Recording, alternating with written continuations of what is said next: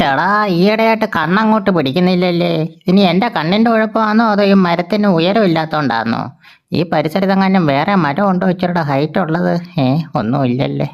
എന്തരായാലും നാളെ തന്നെ ഒരു ബൈനോക്കുലർ വാങ്ങിക്കണം. ആ പുഴക്കര വരെ കണ്ണെത്തുന്നില്ല, കുളിയെല്ലാം മിസ്സാവുക.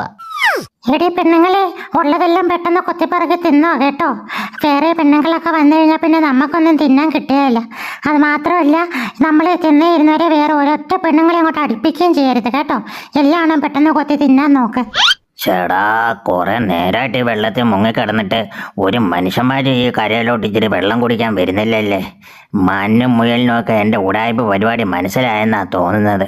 ഇനി ഇവിടെ മുങ്ങിക്കിടന്നിട്ട് കാര്യമില്ല, എഴുതിച്ച് വീട്ടിൽ പോവാം. സ്കൂള് വിടേണ്ട സമയമായല്ലേ. എന്നാലും ഇന്ന് സ്കൂള് വിട്ടിട്ട് എലിപ്പിള്ളേർ ഈ വഴിക്കല്ലയോ വരുന്നത്. അവന്മാർ ഈ വഴിക്ക് വന്നില്ലെങ്കിൽ ഞാൻ രാവിലെ തൊട്ട് വൈകുന്നേരം വരെ ഈ കൊട്ട വെയിലും കൊണ്ട് ഇവിടെ കിടന്നതെല്ലാം വെറുതെ ആവുമല്ലേ. ദൈവമേ, അവന്മാർ വരണേ. വന്നില്ലെങ്കിൽ ഇന്ന് എന്തൊരു തിന്നുവോ എന്തോ. അമ്മച്ചി, എനിക്ക് കൂടി ഇച്ചിരി എന്തെങ്കിലും തിന്നാന്താ അമ്മച്ചി? നിന്റെ കണ്ണി കുരുവാന്നോടാ ചെറുക്ക. ഞങ്ങൾ എന്തുവാ ചെയ്യുന്നത്? ഏതാണ്ട് ഇവിടെ നിൽക്കുന്ന പോച്ചയും പുല്ലും എല്ലാം പിച്ച് പറിച്ച് തിന്നുവല്ലയോ. നിനക്ക് വേണമെങ്കിൽ നീ അങ്ങോട്ട് പിച്ചെടുത്ത് തിന്നു കേട്ടാ. ശരി അമ്മച്ചി.